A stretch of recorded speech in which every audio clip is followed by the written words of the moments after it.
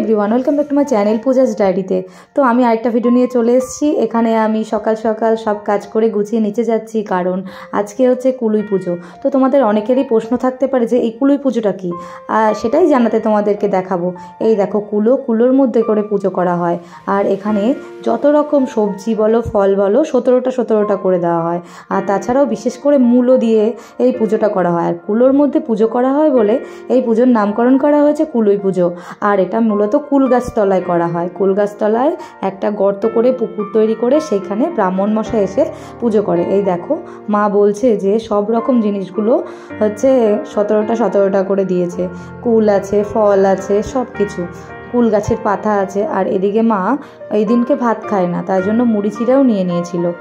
তো আমি এখানে দুপুরবেলা তারপরে মা চলে যাওয়ার পরে আমি স্নান করে শাড়ি পরে যেই বাড়িতে এই কুলুই পুজো হয় তার জন্য রেডি হয়ে গেছিলাম বেরোবো বলে। তো আমি মেয়েকে নিয়ে হাত ধরে বেরিয়ে পড়েছি, কিন্তু মেয়ে অর্ধেক রাস্তার থেকেই চলে এসেছে কারণ ও বলছিল ওকে কুল পেরে দিতে হবে।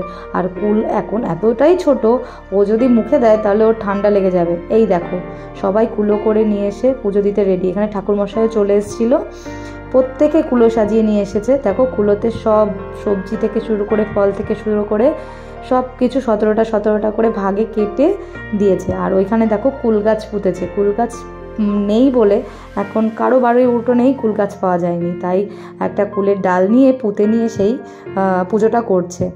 তো আর ওই যে পুকুরটা বললাম ওই পুকুরটাও দেখা যাচ্ছে। তো আমার ভিডিওটা এই পর্যন্তই, দেখা হবে নেক্সট ভিডিওতে। ভালো লাগলে লাইক কমেন্ট শেয়ার করে দিও। টাটা।